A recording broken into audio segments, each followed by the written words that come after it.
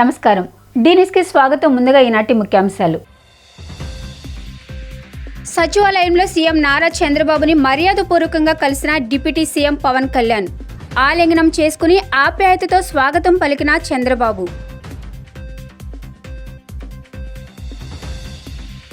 నారా లోకేష్ నిర్వహిస్తున్న ప్రజా దర్బార్కి ప్రజల నుంచి లభిస్తున్న విశేష స్పందన. సమస్యలు విన్న వెంటనే సంబంధిత అధికారికి పరిష్కారం చేయాలని ఆదేశాలు జారీ.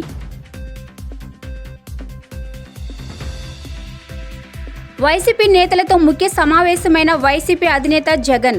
రాబోయే కాలంలో వ్యవహరించవలసిన తీరుపై దిశానిర్దేశం. సచివాలయంలో ముఖ్యమంత్రి నారా చంద్రబాబుని డిప్యూటీ సీఎం పవన్ కళ్యాణ్ మర్యాదపూర్వకంగా కలిశారు. పవన్ కళ్యాణ్కి సీఎం సాదరంగా ఆహ్వానం పలికారు. కూటమి ప్రభుత్వం ఏర్పడ్డాక తొలిసారి సెక్రటేరియట్లోని తన ఛాంబర్కు వచ్చిన పవన్ కళ్యాణ్ని ముఖ్యమంత్రి ఆలింగనం చేసుకుని స్వాగతం పలికారు. పవన్ కళ్యాణ్తో పాటు మంత్రులు నాదెండ్ల మనోహర్, కందుల దుర్గేష్ సీఎంను కలిశారు.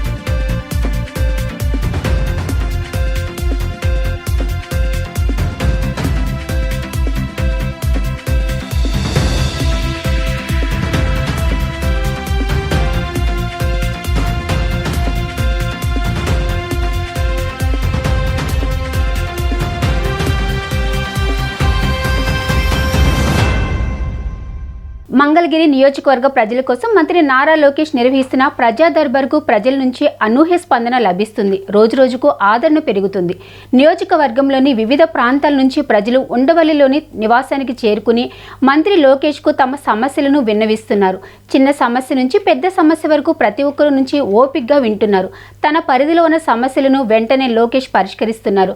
పరిష్కారం కాని సమస్యలను సంబంధిత విభాగాల అధికారులకు పంపి పరిష్కార మార్గం చూపుతున్నారు. ప్రజా దర్బార్లో 4 రోజులు లోకేష్ భరోసా ఇస్తున్నారు. కాగా మంగళగిరి నియోజకవర్గ ప్రజల కోసం మంత్రి నారా లోకేష్ నిర్వహిస్తున్న ప్రజా దర్బార్కు ప్రజల నుంచి మంచి స్పందన వస్తుంది. నియోజకవర్గంలోని వివిధ ప్రాంతాల నుంచి ప్రజలు ఉండవల్లిలోని నివాసానికి చేరుకుని మంత్రి లోకేష్కు తమ సమస్యలను విన్నవిస్తున్నారు. అంగన్వాడీలు, ఉపాధ్యాయులు తమ ఎదుర్కొంటున్న సమస్యలను యువనేత దృష్టికి తీసుకొచ్చారు. వేతనాలు పెంచాలని, అంగన్వాడీ టీచర్లు, బదిలీల కోసం ఉపాధ్యాయులు ఉపాధి ఉద్యోగాలను కల్పించాలని నిరుద్యోగుల నుంచి వినతులు అందాయి. విద్య, వైద్య ఖర్చులకు ఆర్థిక సహాయం అందించాలని పలువురు విజ్ఞప్తి చేశారు. వైసీపీ నేతలు అధికారాన్ని అడ్డం పెట్టుకుని తమ భూములను బలవంతంగా లాక్కున్నారని, తమకు న్యాయం చేయాలని బాధితులు లోకేష్ను కోరారు.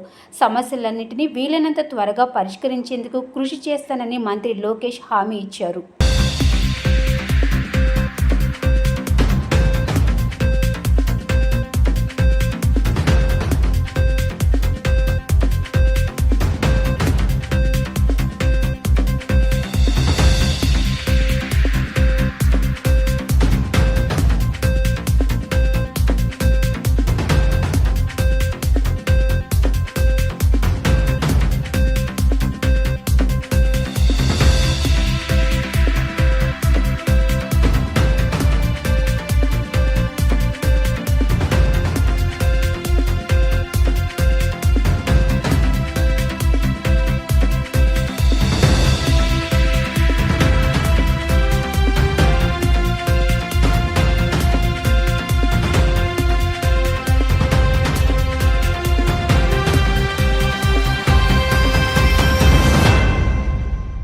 వైఎస్ఆర్ కాంగ్రెస్ పార్టీ అధ్యక్షుడు వైఎస్ జగన్ను తన క్యాంపు కార్యాలయంలో కలిశారు ముఖ్య నాయకులు. ఇటీవల ఎన్నికల్లో పోటీ చేసిన అభ్యర్థులతో మాట్లాడారు జగన్.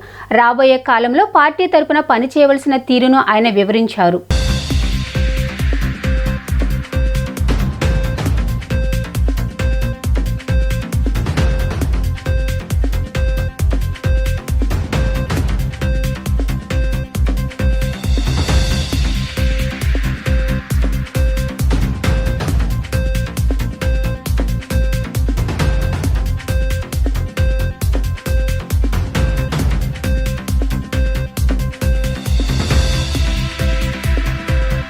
గత 5 ఏళ్ల వైసీపీ పరిపాలనలో పోలవరం ప్రాజెక్టు పనుల్లో ఎలాంటి అలసత్వం వహించకుండా జగన్మోహన్ రెడ్డి సారథ్యంలో పనులను వేగవంతం చేశామని మాజీ ఇరిగేషన్ శాఖ మంత్రి అంబటి రాంబాబు తెలిపారు.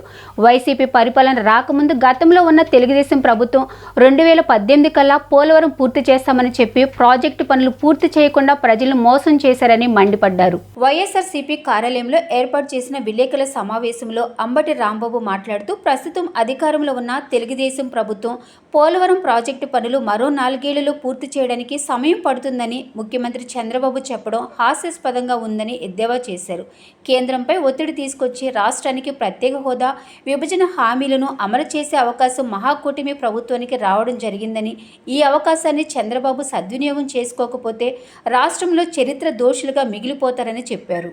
ఈరోజు ఈ పత్రికా సమావేశం పెట్టడానికి ప్రధానమైనటువంటి కారణం పోలవరం గురించి కొన్ని విషయాలు ప్రజలకు చెప్పవలసినటువంటి అవసరం ఏర్పడింది. ఎందుకంటే అనూహ్యంగా కూటమి అధికారంలోకి వచ్చి చంద్రబాబు నాయుడు గారు ముఖ్యమంత్రిగా ప్రమాణ స్వీకారం చేసిన తర్వాత 5 రోజులకి పోలవరాన్ని సందర్శించి అక్కడి నుంచి కొన్ని మాటలు మాట్లాడారు. ఆ మాటలన్నీ కూడా అవాస్తవాలు, పచ్చి అబద్ధాలు. వాటికి మాజీ ఇరిగేషన్ మంత్రిగా, బాధ్యత కలిగిన వ్యక్తిగా మా వర్షాన్ని ప్రజలకు వినిపించవలసినటువంటి బాధ్యత మాకుంది. చరిత్రలో అవాస్తవాలు వాస్తవాలు కావు, వాస్తవాలు అవాస్తవాలు కావు. చరిత్ర పద్దాన్ని గమనిస్తూనే ఉంటుంది. ఇక్కడ దుర్మార్గంగా పోలవరానికి సంబంధించినటువంటి అంశాలను చాలా దుర్మార్గంగా ఎస్టాబ్లిష్ చేయడానికి చంద్రబాబు నాయుడు గారు, ఆయనకి సంబంధించినటువంటి కొన్ని పత్రికలు ప్రయత్నం చేస్తున్నాయి. వాస్తవాలను ప్రజలకు వివరించవలసినటువంటి బాధ్యత మాకుంది. ఒక పత్రికలో రాశారు, పేరు ఎందుకులేండి, పోలవరానికి జగన్ ద్రోహం క్షమించరాని నేరం. పోలవరానికి జగన్మోహన్ రెడ్డి గారు ద్రోహం చేశాడని, అది క్షమించడానికి వీల్లేనటువంటి నేరం అనేటువంటి మాట ఆ పత్రిక మెయిన్ హెడ్డింగ్లో పెట్టారు. అలాగే కొన్ని చంద్రబాబు నాయుడు గారు చెప్పినటువంటి విషయాల మీద జగన్ కాంప్లికేటెడ్ పోలవరాన్ని జగన్మోహన్ రెడ్డి గారు ముఖ్యమంత్రి అయిన తర్వాత దాన్ని చాలా కాంప్లికేటెడ్ చేశాడు, సర్వనాశనం చేసేశాడు అనేటువంటి మాట. మళ్ళా Polavaram works to be over in 4 years అంటే పోలవరాన్ని పూర్తి చేయాలంటే కనీసం ఇంకా 4 సంవత్సరాలు పడుతుంది అనేటువంటి మాట చంద్రబాబు నాయుడు గారే మాట్లాడారు. మరొక ఇంగ్లీష్ పత్రికలో, చాలా ఫేమస్ పత్రికలో ఆయన మాట్లాడుతూ it will take 4 years to complete Polavaram 4 సంవత్సరాలకు కానీ పూర్తి కాదు అనేటువంటి మాట. గొల్లపూడిలో మాజీ మంత్రివర్యులు దేవినేని ఉమామహేశ్వరరావును రాష్ట్ర గనుల భూగర్భ వనరులు మరియు ఎక్సైజ్ శాఖ మంత్రివర్యులు కొల్లు రవీంద్ర మర్యాదపూర్వకంగా కలవడం జరిగింది. ఈ సందర్భంగా కొల్లు రవీంద్రను దేవినేని ఉమా ఘనంగా సత్కరించారు. మైలవరం నియోజకవర్గానికి చెందిన పలువురు నేతలు మంత్రి రవీంద్రను కలిసి శాలువలతో సత్కరించి ప్రత్యేకంగా అభినందనలు తెలియజేశారు.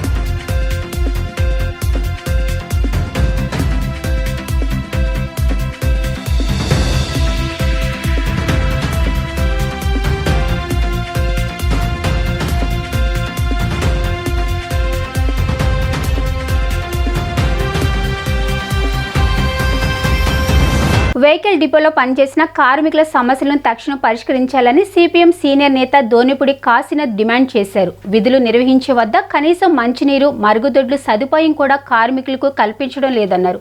కార్మికులకు యూనిఫామ్ ఇవ్వాలని కొన్ని సంవత్సరాలుగా డిమాండ్ చేస్తున్నా వాటిని పెడచెవిన పెట్టారన్నారు. కార్మికులకు అవసరమైన రైన్ కోట్లు, బూట్లు వెంటనే ఇవ్వాలని ఆయన కోరారు.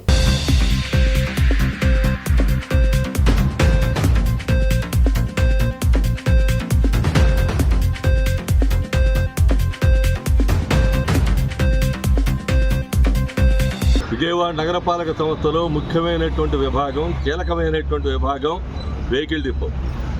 730 మంది కార్మికులు పనిచేస్తా ఉన్నటువంటి విభాగం ఇది.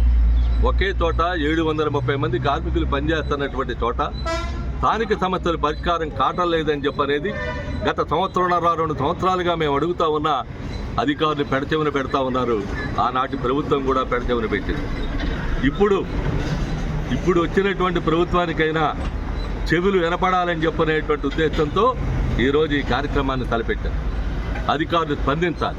సమస్య పరిష్కారం కాకపోతే భవిష్యత్తులో చేయబోయేటువంటి ఆందోళన తీవ్రతరంగా ఉంటుందని చెప్పనేటువంటిది కూడా హెచ్చరించదలుచుకున్నాం. పిహెచ్ వర్కర్లుగా ఉండి వాళ్ళ డ్రైవర్లుగా తీసుకున్నప్పుడు వాళ్ళ ఎస్ఆర్లో డ్రైవర్లుగా నమోదు చేయాలా లేదా? ఇది మా మొదటి ప్రశ్న. సమాధానం అధికారులు చెప్పాలి. 2, 20 సంవత్సరాల నుంచి చేస్తున్నటువంటి వాళ్ళు ఎక్సెల్ ప్లాంట్లో తాగటానికి నీళ్లు ఉండవు. టాయిలెట్ వస్తే మరుగుదొడ్డి 2 ఏళ్ళు ఒకేళ్ళు వేయటానికి అవకాశం లేని పరిస్థితి. ఓపెనింగ్ చేయలేదని చెప్పనే పేరుతో ఆ దొడ్లు అలాగే ఉంచారు.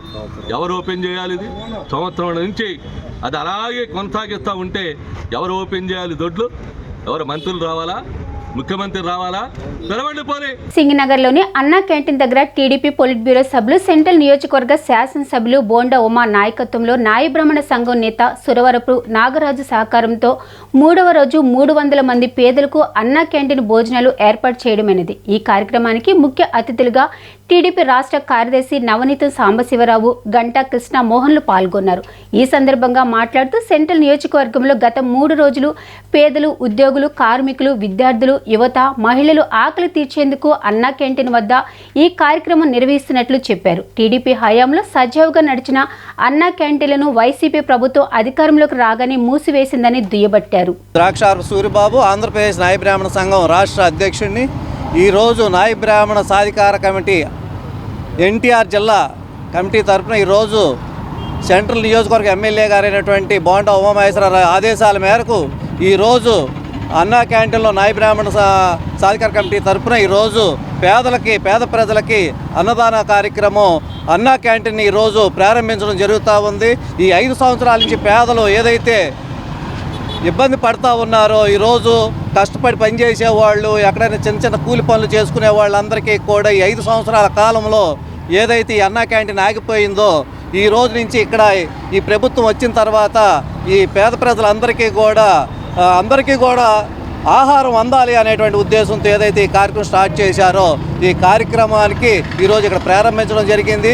చాలామంది పేద ప్రజలు ఈరోజు వచ్చి భోజనం చేస్తూ ఉన్నారు. ఇది సుదీర్ఘకాలం కొనసాగాలని, అందరూ బాగుండాలని చెప్పేసి కూడా కోరుకుంటున్నాం. ఈరోజు ఎన్టీఆర్ జిల్లా సాధికార కమిటీ ఆధ్వర్యంలో సాధికార కమిటీ జిల్లా అధ్యక్షులు సూరవరపు నాగరాజు గారి ఆధ్వర్యంలో బోండా ఉమేష్ గారు, రాష్ట్ర ముఖ్యమంత్రి చంద్రబాబు నాయుడు గారు, లోకేష్ గారు, పవన్ కళ్యాణ్ గారు పిలుపు మేరకు అన్నా క్యాంటీన్ ప్రారంభించడం జరిగింది. గతంలో మనం చూసాం, చంద్రబాబు నాయుడు గారు అధికార రంగంలోనే పేద ప్రజలకి అన్నం అందుబాటులో ఉండాలని 5 రూపాయలు అన్నా క్యాంటీన్ మట్టిస్తే సైకల్ జగన్మోహన్ రెడ్డి అన్నా క్యాంటీన్ నిర్వీర్యం చేసి జనాన్ని ఇబ్బంది పెట్టాడు. అందుకని ఎంబటే ఏదైతే ఎన్డీఏ కూటమి ఉందో, ఎన్డీఏ కూటమి అధికారం రంగంలోనే అన్నా క్యాంటీన్లో పునఃప్రారంభం మొట్టమొదటి సొంతంగా దాని మీద పెడతాం జరిగింది. ఈ స్ఫూర్తిని అందుకొని తెలుగుదేశం పార్టీ ఆధ్వర్యంలో, ఎన్డీఏ కూటమి ఆధ్వర్యంలో నాయ బ్రాహ్మణ సాధికార కమిటీ ముందుగా ఈరోజు సెంట్రల్ నియోజకవర్గంలో అన్నా క్యాంటీన్ ప్రారంభించడం జరుగుతుంది. అన్నా క్యాంటీన్ వల్ల ఈ రాష్ట్రంలో ఉన్న పేద, బడుగు, బలహీన ప్రజలకి 4-5 నోట్లోకి వెళ్ళడానికి అవకాశం ఉంటుంది. అందుకని ఈరోజు ప్రభుత్వమే కాకుండా ఆర్థికంగా అవకాశం ఉన్న వాళ్ళందరూ కూడా మారుమూల ప్రాంతాల్లో పేదోళ్ళు ఎక్కడైతే నివసిస్తున్నారో అక్కడ వాళ్ళందరూ కూడా అన్నదానం చేయాలని. రాష్ట్రంలో నూతనంగా ఏర్పడిన ఎన్డీఏ కూటమి ప్రభుత్వం మంత్రివర్గంలో బీసీలకు సముచిత స్థానం కల్పించకుండా బీసీలను మోసగించిందని బీసీ యువజన సంఘం కన్వీనర్ సైక రాజశేఖర్ ఆరోపించారు. బీసీల గురించి మాట్లాడే పవన్ కళ్యాణ్ ఈ విషయంపై ఎందుకు స్పందించలేదన్నారు. బీసీల అభ్యున్నత కోసం కృషి చేస్తామని చెప్పిన చంద్రబాబు, పవన్ కళ్యాణ్ ఇప్పటికైనా బీసీలలో ఏ ఒక్కరికైనా కేబినెట్లో చోటు కల్పించాలన్నారు. పవన్ కళ్యాణ్ బీసీలకు ప్రజలకు సమాధానం చెప్పాలన్నారు. మిత్రులారా, నా పేరు సైకం రాజశేఖర్, బీసీ యువజన సంఘం. ఈరోజు ఈ ప్రెస్ మీట్ పెట్టడానికి ప్రధాన ఉద్దేశం, కొత్తగా రాష్ట్ర ప్రభుత్వం ఏర్పడింది, అలాగే మంత్రివర్గం కేటాయింపు కూర్పు కూడా జరిగింది. ఈ మంత్రివర్గ కూర్పులో కూడా సాంప్రదాయ బీసీ కులాలకు అన్యాయం జరిగింది. ఈ విషయాన్ని కూటమి, ముఖ్యంగా తెలుగుదేశం పార్టీ, జనసేన, బీజేపీ పార్టీలు గుర్తించాలి. ఏవో 1-2 బీసీ కులాలకు పదవులన్నీ దోచిపెడితే మొత్తం బీసీ కులాలకు న్యాయం జరిగినట్లు కాదు.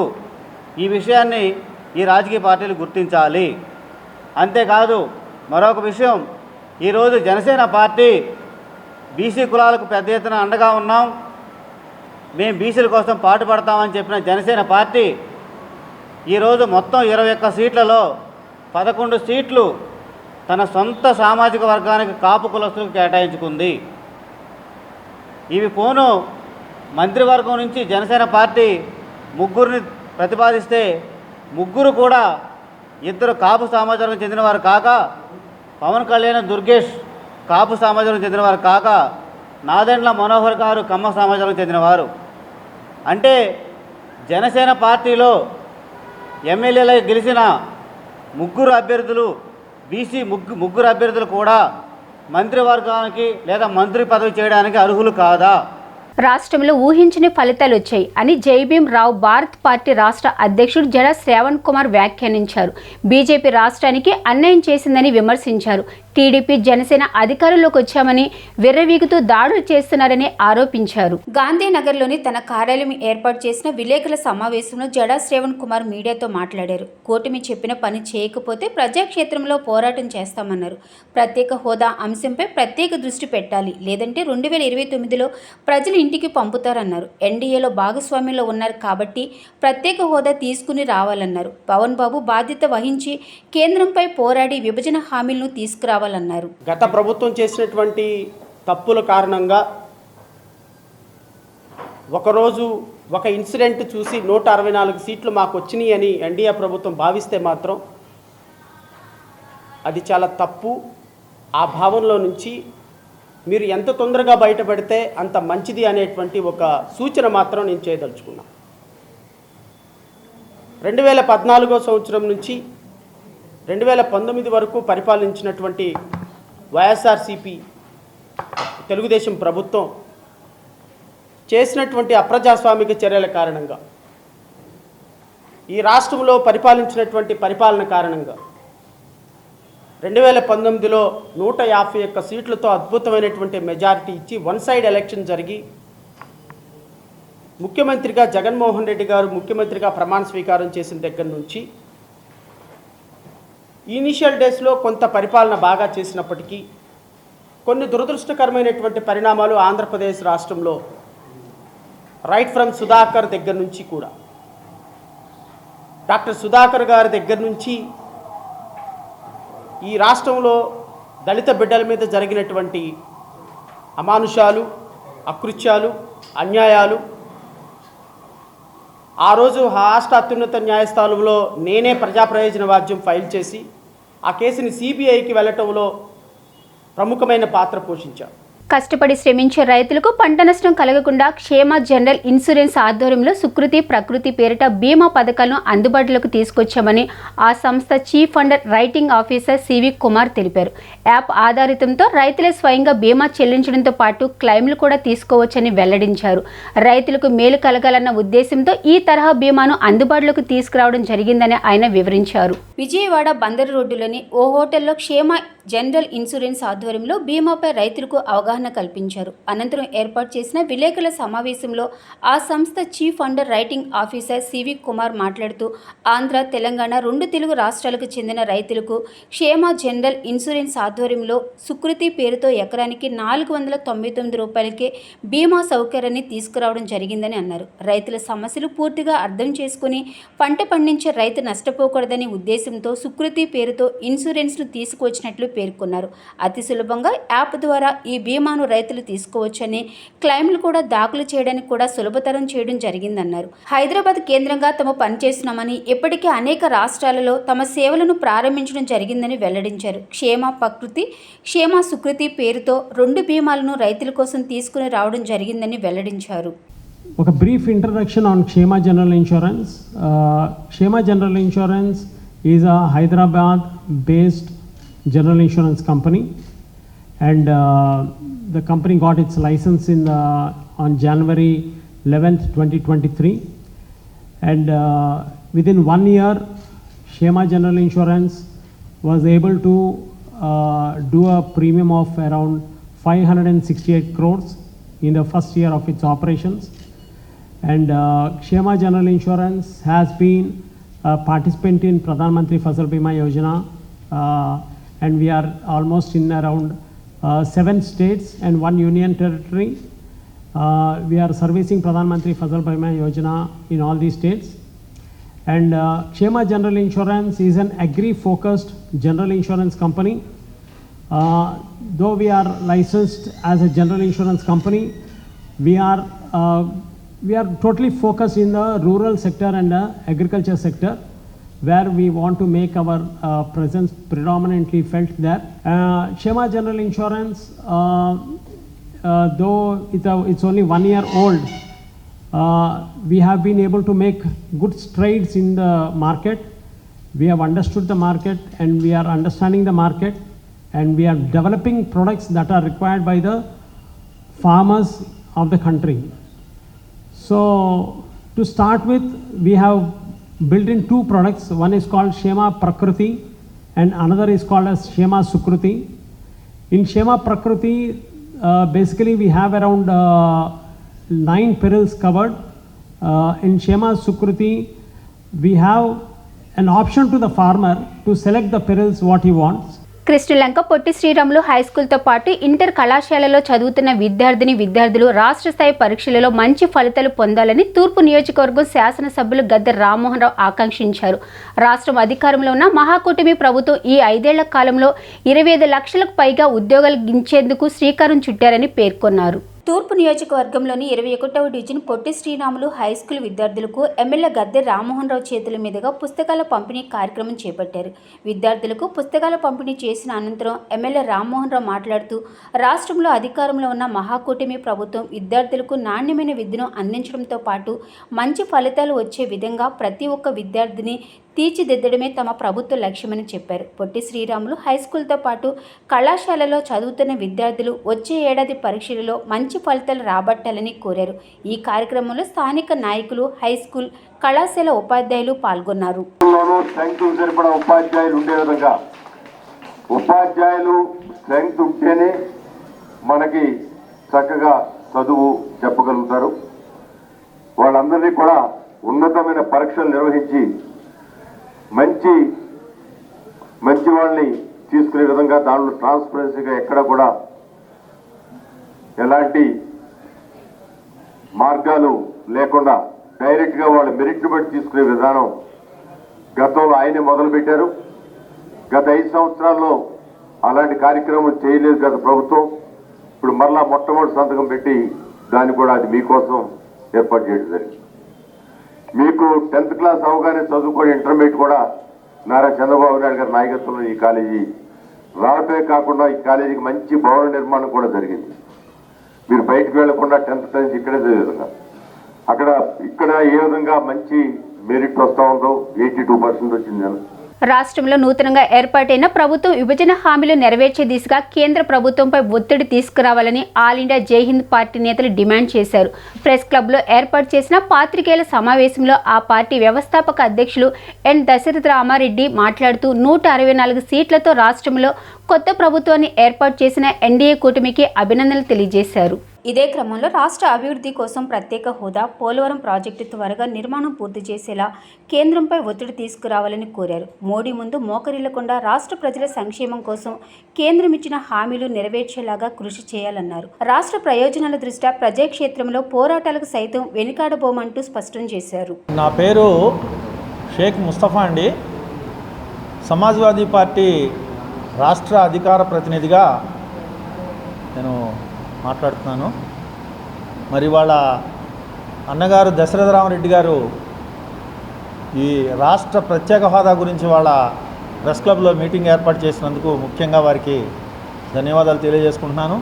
అలానే ఆమ్ ఆద్మీ పార్టీ నాయకులు, మరి ఆల్ ఇండియా జై హింద్ పార్టీ తరఫున ఈ మీటింగ్ ఏర్పాటు చేయడం జరిగింది.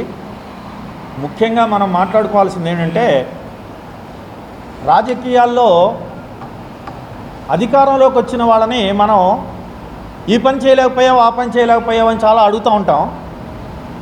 సాధ్యాసాధ్యాల గురించి కూడా ఆలోచించి కూడా మాట్లాడాలి. ఇవాళ అధికారంలో కొత్తగా వచ్చిన తెలుగుదేశం జనసేన ప్రభుత్వానికి కేంద్రాన్ని మెడలు వంచి పని చేయించుకునే అవకాశం కలిగిందనేటువంటిది అన్నిటికంటే ముఖ్యమైన విషయం. ఉన్నటువంటి సహచర ఉద్యమకారులు, విభిన్న రాజకీయ పక్షాల నాయకులు, ప్రియతమ పాత్రికేయ సోదరులరా,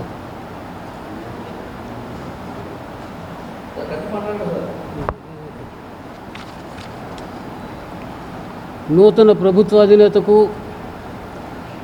ప్రతిపక్ష నేతకు అఖిలపక్షం తరఫున హార్దిక శుభాకాంక్షలు తెలియజేస్తూ ఉన్నాం. ఇప్పటికి నెల రోజుల క్రితం, నెల కూడా కాలేదనుకుంటాను, ఒక సమావేశాన్ని ప్రత్యేక హోదా కోసం మరియు హైదరాబాదును ఉమ్మడి రాజధానిగా మరికొంతకాలం కొనసాగించేదానికి కేంద్ర ప్రభుత్వం మీద ఒత్తిడి కోసంగా ఏర్పాటు చేయడం జరిగింది. ఆనాడే ఊహించాం, ఎన్నికలకు దీనికి సంబంధం లేదు, ఎన్నికల్లో వాళ్ళిద్దరిలో ఎవరో ఒకరు వస్తారు, అక్కడ ఆయన వస్తారు, పరిస్థితులు ఏం మారదు.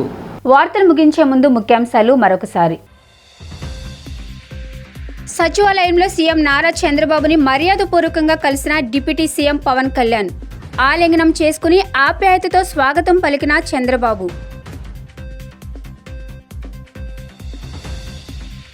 నారా లోకేష్ నిర్వహిస్తున్న ప్రజా దర్బార్కి ప్రజల నుంచి లభిస్తున్న విశేష స్పందన. సమస్యలు విన్న వెంటనే సంబంధిత అధికారికి పరిష్కారం చేయాలని ఆదేశాలు జారీ.